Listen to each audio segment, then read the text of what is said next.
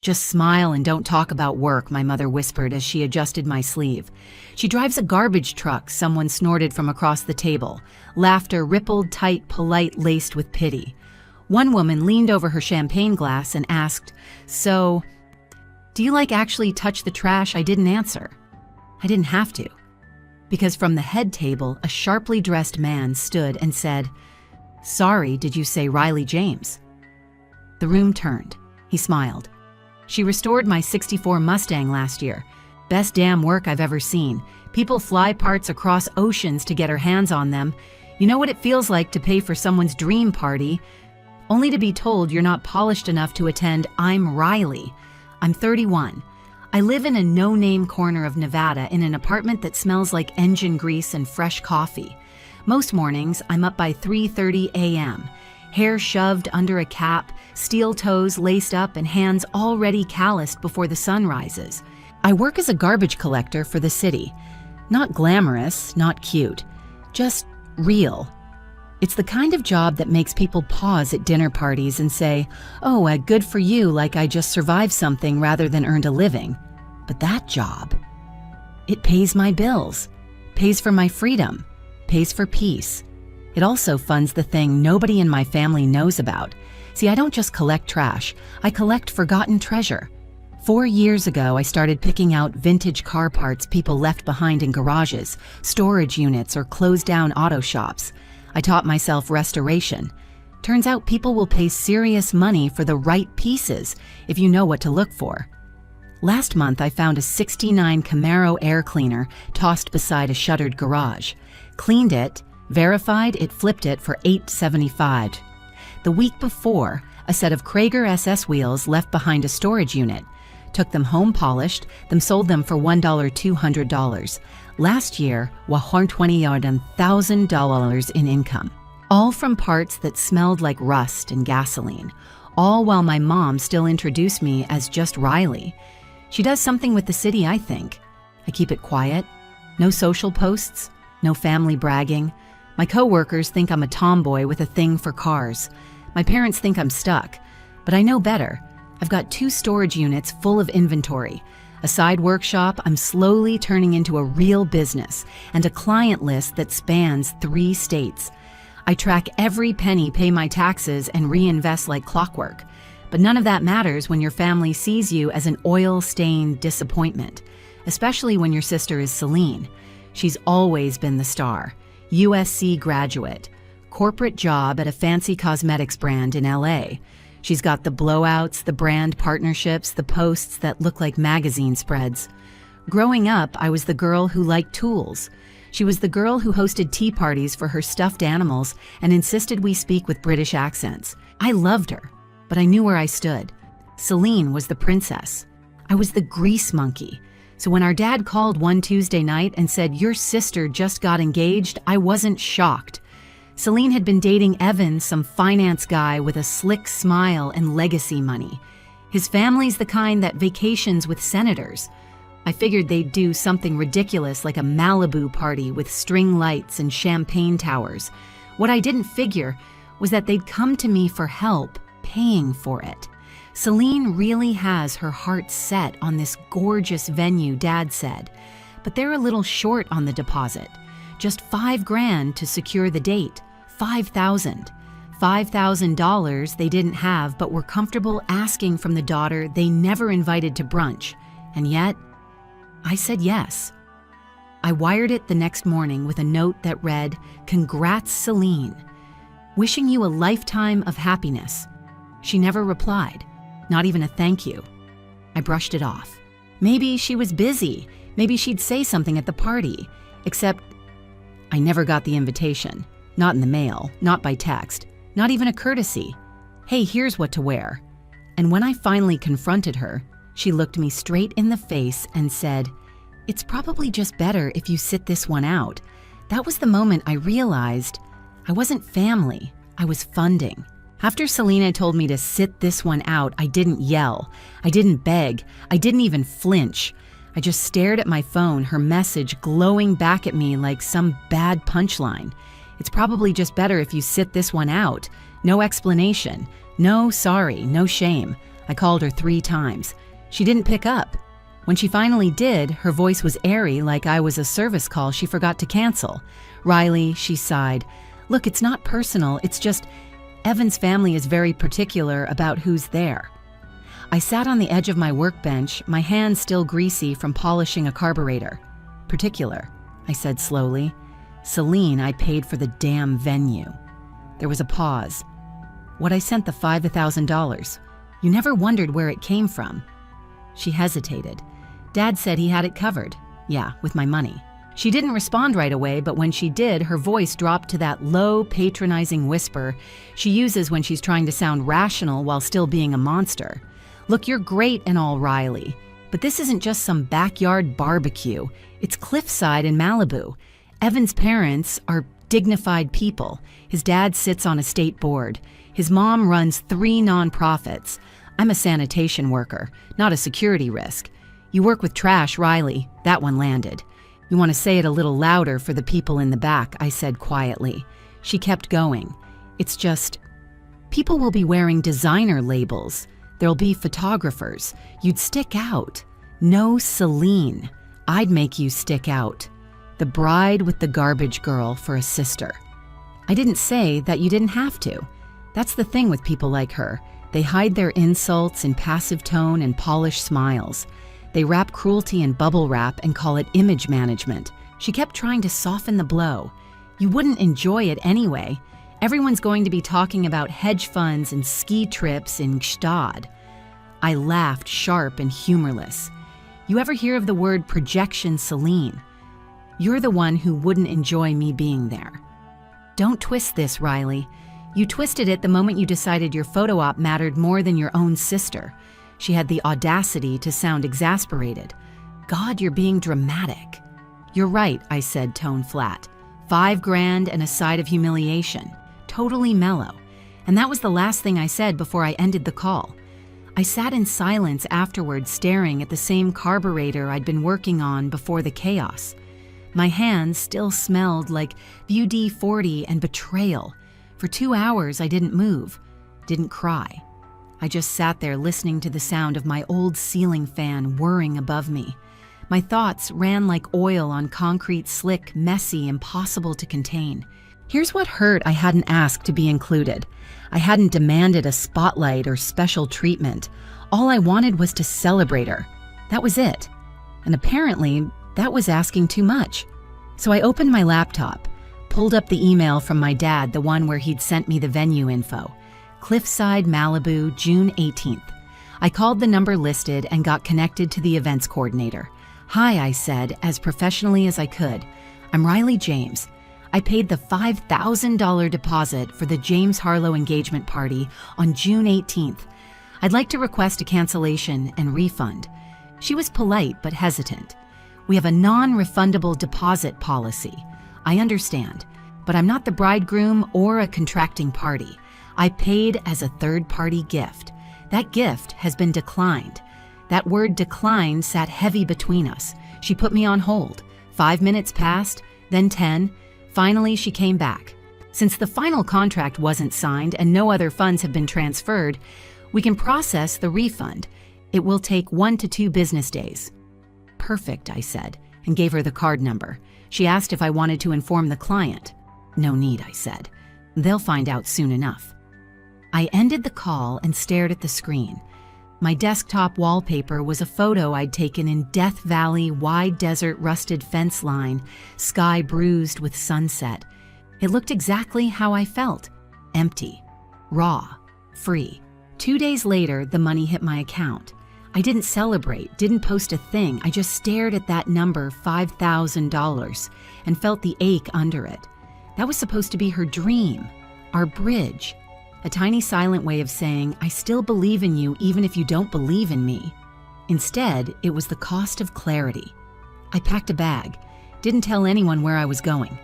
Just threw some clothes in a duffel, grabbed my boots, and hit the highway. 4 hours north, then west again. I ended up in a place called Manzanita, Oregon. Fog rolled in like smoke. The cabins were small, wooden, and weathered, the kind that smelled like cedar and old stories. I turned off my phone and let the world disappear. 5 days, no calls, no texts, just the ocean and the quiet. I hiked. I sketched. I found a piece of driftwood I turned into a lamp base. I ate clam chowder out of paper cups and slept like a kid with nothing to prove. 2 days before the party was supposed to happen. I turned my phone back on. 43 missed calls. Celine, Mom, Dad, again. Voicemails, frantic, angry, tearful. Apparently Cliffside canceled. No other venues were available last minute. They'd tried to rebook, but it was high season. They ended up throwing a rushed backyard party under a leaking tent. It rained. The caterer showed up late.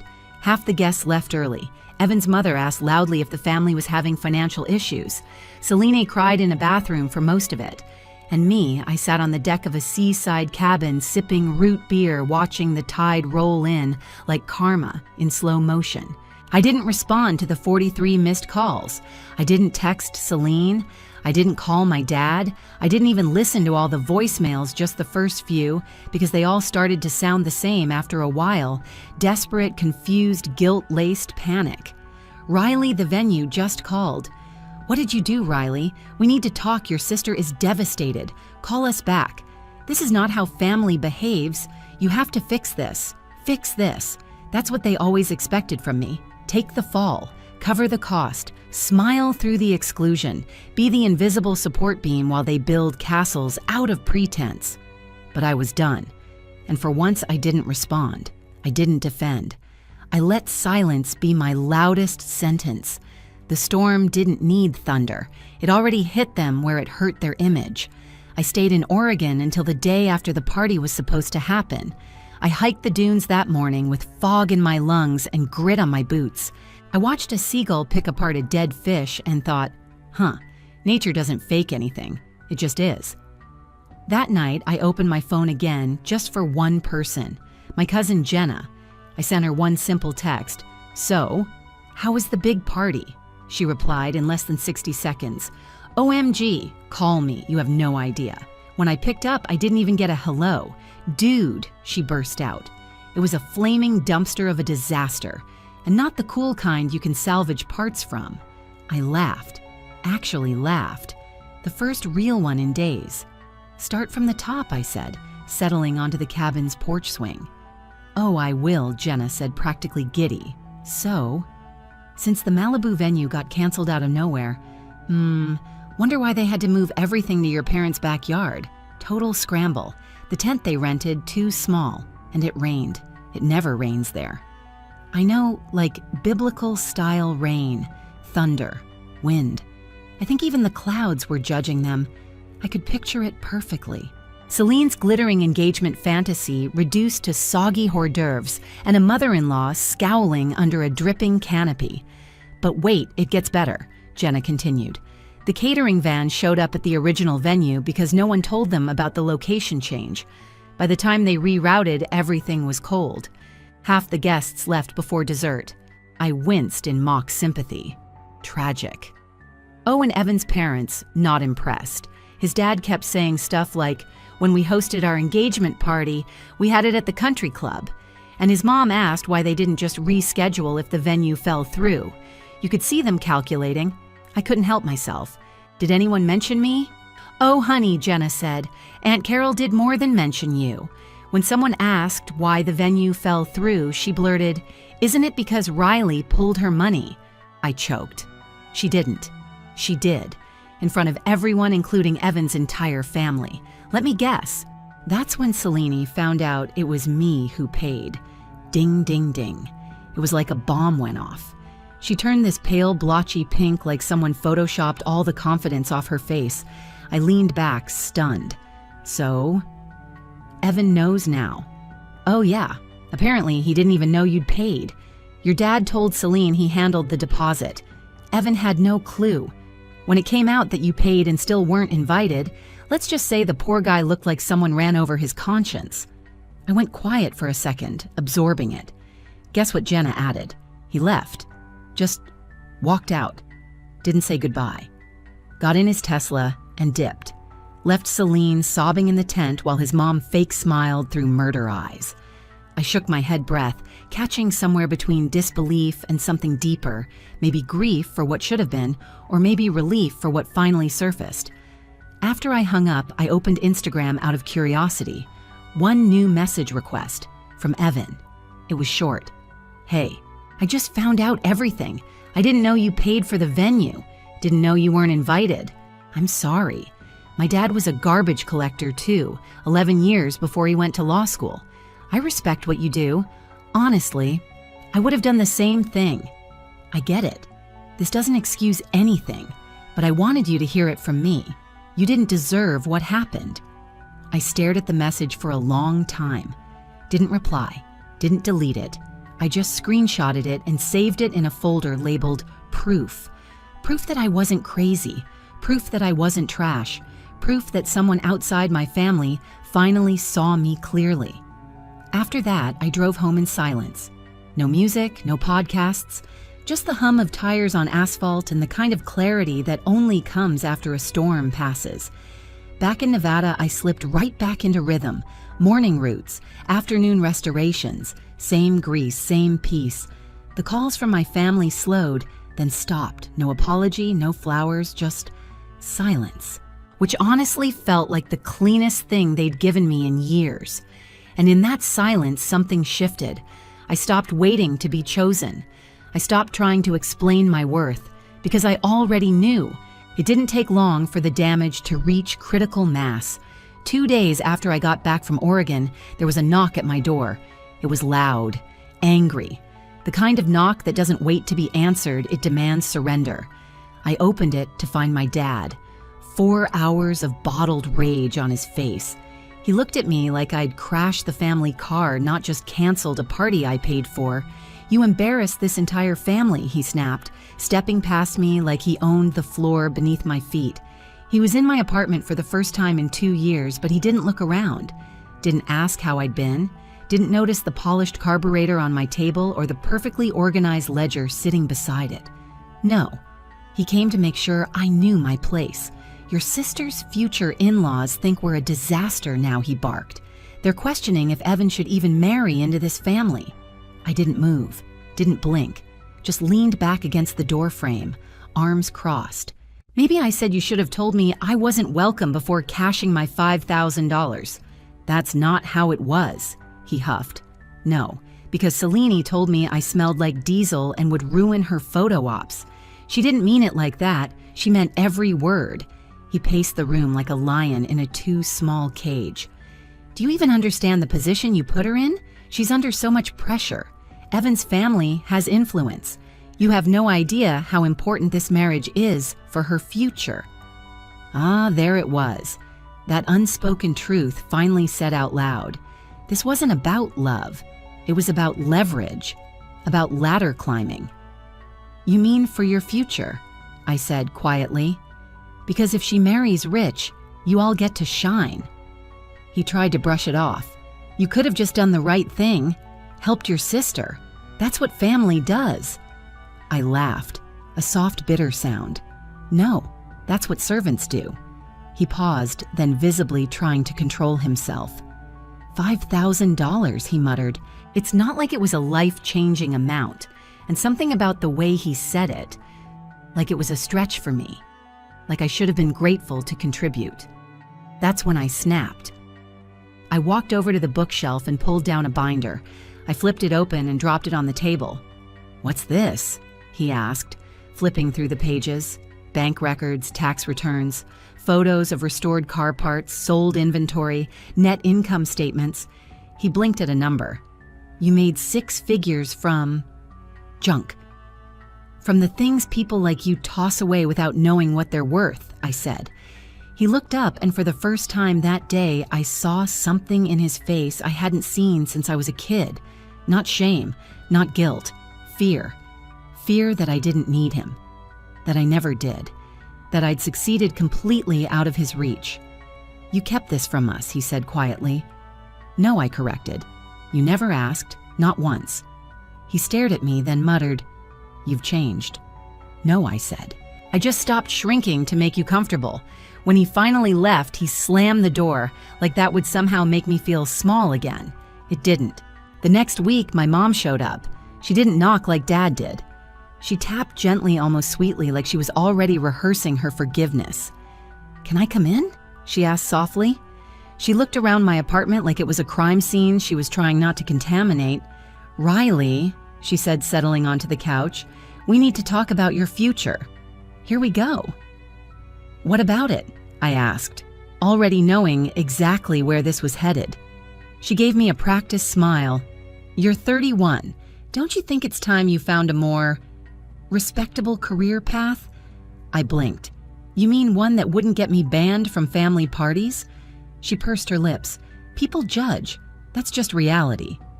And this," she gestured vaguely around my space, "this lifestyle. It's not sustainable. I like my lifestyle," I said. "It's paid for." She sighed. "We just want you to be taken seriously. No, you want me to be palatable." Silence. Then without shame, she pivoted. "Celine and Evan are looking at apartments in Brentwood. The rent is astronomical. But with your income, maybe you could help out." I didn't let her finish. "Get out," I said. Her head snapped up. "What? Get out? You're being unreasonable." "No," I said, voice calm as glass. "I'm just done funding people who can't even say thank you." Her face hardened. "You've become bitter." "No," I said. "I've become visible. And you don't like what you see." After that, I didn't hear from anyone. Not Dad, not Mom, not Celine. Radio silence, which was honestly better than the static I grew up in, judgment wrapped in obligation. Until one day, Jenna called again. "Get ready," she said. "The fallout is getting delicious." Apparently, Selena's party had become a running joke. Her bridesmaids were dropping out left and right. One of them, Madison, posted a story calling her classist and fake. Even Evan's family started pulling back. The weekly family dinners Celine used to brag about gone.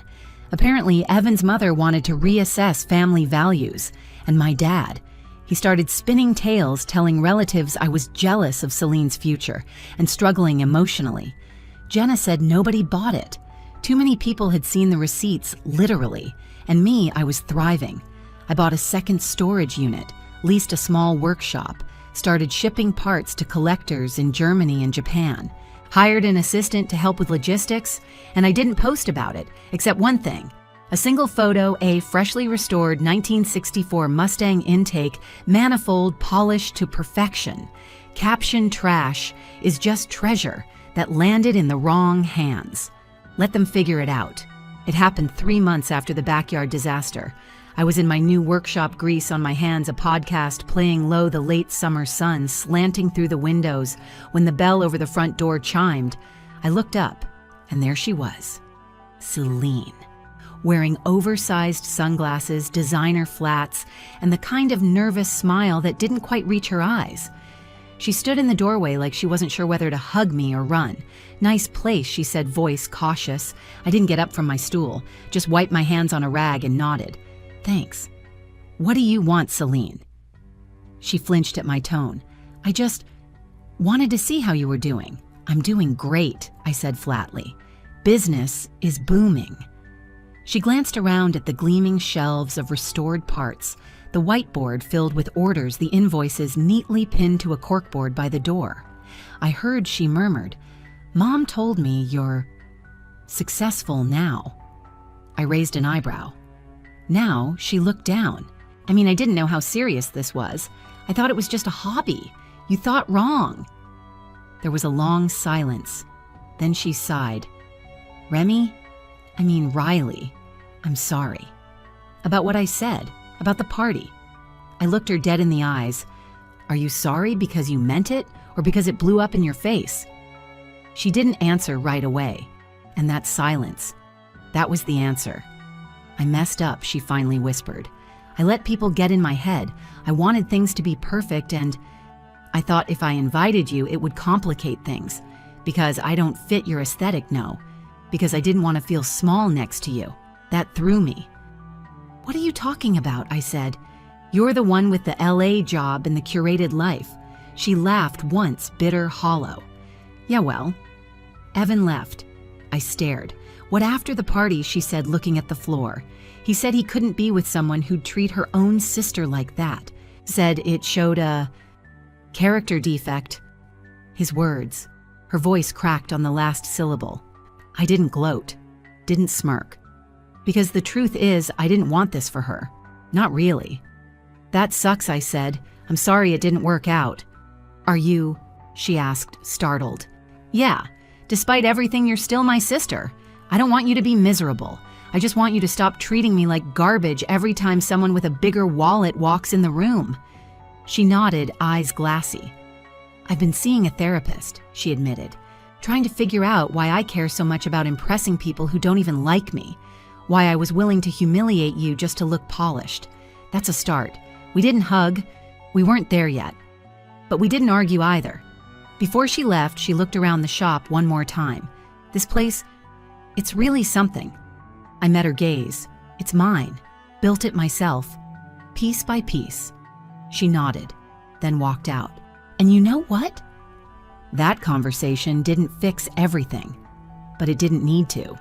Because for the first time, she saw me, not as the dirty hands, not as the job title, not as the family's awkward secret. She saw me as a woman who built her own future without their approval. Later that night, I scrolled through my business inbox. One message caught my eye. It was from Madison Celine's ex-bridesmaid. Just wanted to say thank you. You standing your ground helped me walk away from a toxic friendship I'd been clinging to for too long. You're kind of a badass. I'm cheering for you. I smiled. Poetic justice doesn't always come with revenge. Sometimes it comes in echoes, whispers of people waking up, standing taller, changing paths, because you showed them it's possible. And me, I just kept showing up, waking up before dawn, fixing what's broken, restoring what's been tossed aside. Because sometimes you're not trash. You're just treasure that landed in the wrong hands. Life didn't change overnight. My parents still haven't apologized. Dad's too proud. Mom's too busy pretending she didn't raise one daughter to shine and the other to stay in the shadows. But I'm not waiting on them anymore.